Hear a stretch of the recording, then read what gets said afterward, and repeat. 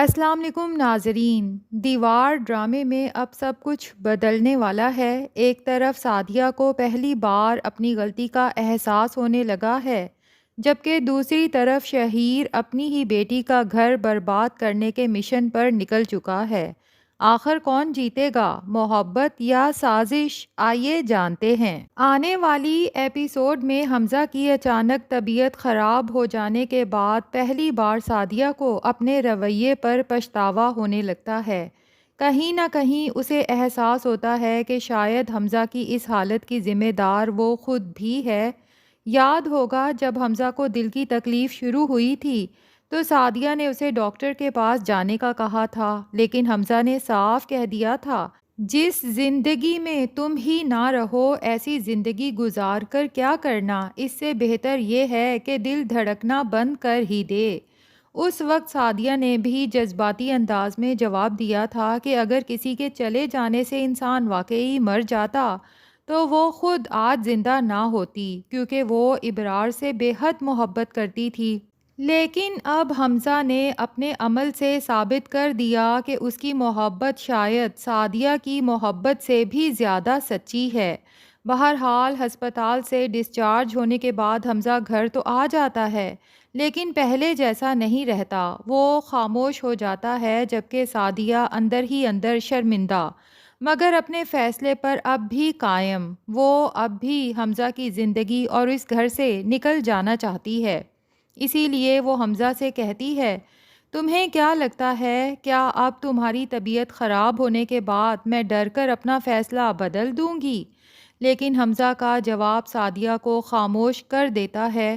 وہ کہتا ہے، سعدیہ، میں کبھی نہیں چاہوں گا کہ تم ڈر کی وجہ سے اپنا فیصلہ بدلو۔ اگر کبھی بدلنا ہوا تو صرف میری محبت کی وجہ سے فیصلے کو بدلنا۔ حمزہ تو کئی بار اپنے دل کی بات سعدیہ کے سامنے رکھ چکا ہے، لیکن اب دیکھنا یہ ہوگا کہ آخر سعدیہ کے دل پر اس محبت کا اثر کب ہوتا ہے۔ ادھر دوسری طرف احمر ماریہ سے کہتا ہے کہ تیار ہو جاؤ، آج ہم سعدیہ باجی کے گھر چلیں گے۔ ماریہ تو یہ سن کر بہت خوش ہو جاتی ہے، کیونکہ اتنے دنوں بعد اسے اپنی گڑیا باجی سے ملنے کا موقع ملنے والا ہے۔ خاص طور پر اریبہ کو تو ماریہ بہت زیادہ یاد کر رہی ہے۔ ادھر لگتا ہے رانی کو بھی معلوم ہو جاتا ہے کہ احمر اور ماریہ سعدیہ کے گھر جانے والے ہیں۔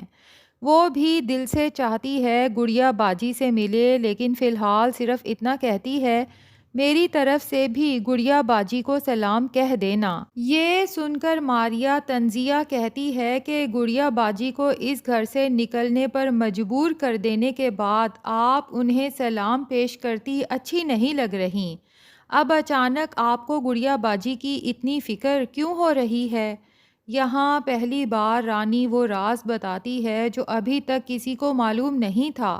وہ کہتی ہے، مجھے سب کے ساتھ مت ملاؤ ماریہ، میں ہمیشہ سے گڑیا باجی کے ساتھ مخلص رہی ہوں۔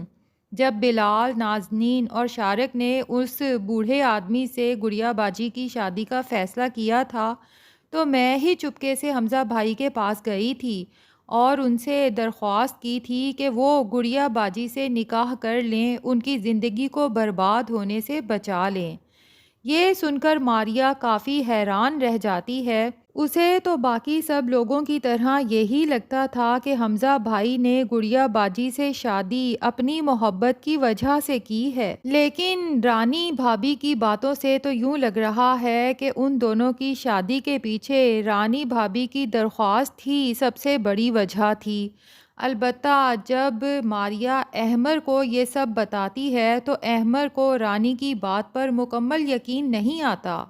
وہ ماریہ سے کہتا ہے، مجھے لگتا ہے بھابھی صرف ہماری ہمدردی حاصل کرنے کے لیے یہ سب کہہ رہی ہیں، کیونکہ اگر واقعی ہی ایسا تھا تو انہوں نے پہلے کبھی اس بات کا ذکر کیوں نہیں کیا؟ شاید رانی کی پوزیشن اس وقت اس گھر میں اتنی کمزور تھی کہ وہ یہ سب چھپانے پر مجبور تھی۔ اصل میں رانی کی ساکھ پہلے ہی خراب ہو چکی ہے، کیونکہ وہ نازنین کے ساتھ نظر آتی رہی، لیکن احمر اور ماریہ یہ نہیں جانتے کہ نازنین کا ساتھ دینا رانی کی مجبوری تھی۔ بلال اس وقت کچھ کماتا نہیں تھا، اس لیے رانی کو خاموشی سے سب برداشت کرنا پڑا تاکہ کم از کم سر پر چھت قائم رہے۔ اب جب کہ بلال بھی کمانے لگا ہے اور رانی کا پارلر بھی چل پڑا ہے، تو اب رانی کسی سے نہیں ڈرتی، تبھی یہ سچ سب کے سامنے لانے سے اسے کوئی مسئلہ نہیں۔ لگتا ہے رانی نے فیصلہ کر لیا ہے کہ اب وہ مزید نازنین کی غلامی برداشت نہیں کرے گی۔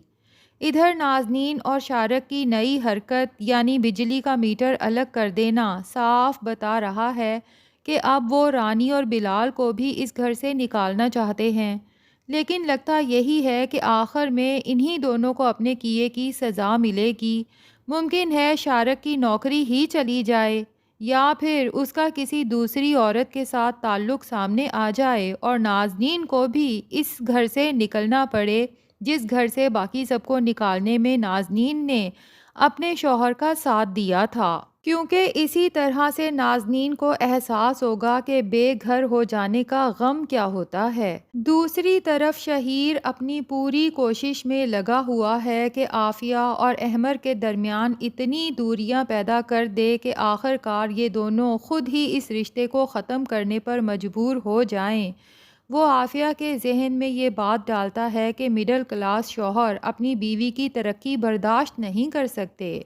اگرچہ عافیہ اپنے باپ کے سامنے احمر کا دفاع کرتی ہے، لیکن آہستہ آہستہ وہ بھی کام میں اتنی مصروف ہو جاتی ہے کہ احمر کے لیے وقت ہی نہیں نکال پاتی۔ حالانکہ یہی شکایت عافیہ پہلے اپنے باپ سے بھی کیا کرتی تھی کہ وہ ہر وقت کام میں اتنے مصروف رہتے ہیں کہ نہ گھر کے لیے وقت ہے اور نہ ہی اپنی بیٹی کے لیے۔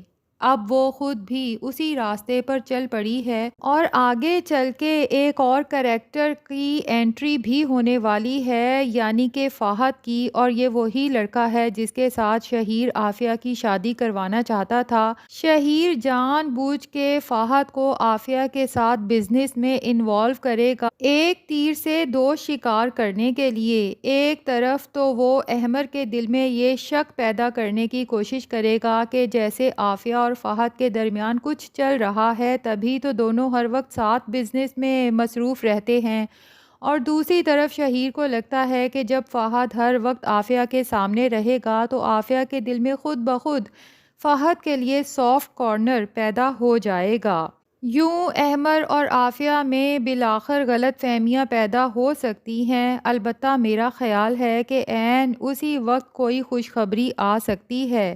شاید عافیہ اور احمر کو معلوم ہو کہ وہ پیرنٹس بننے والے ہیں۔ اگر ایسا ہوا تو نہ صرف ان کا رشتہ پہلے سے زیادہ مضبوط ہو جائے گا، بلکہ شہیر کے سارے منصوبے بھی ناکام ہو جائیں گے۔ تو ناظرین، آپ کو دیوار ڈرامے میں سب سے زیادہ کس کی کہانی پسند آ رہی ہے؟ حمزہ اور سعدیہ کی یا پھر احمر اور عافیہ کی؟ اپنی قیمتی رائے کمنٹس میں ضرور بتائیں۔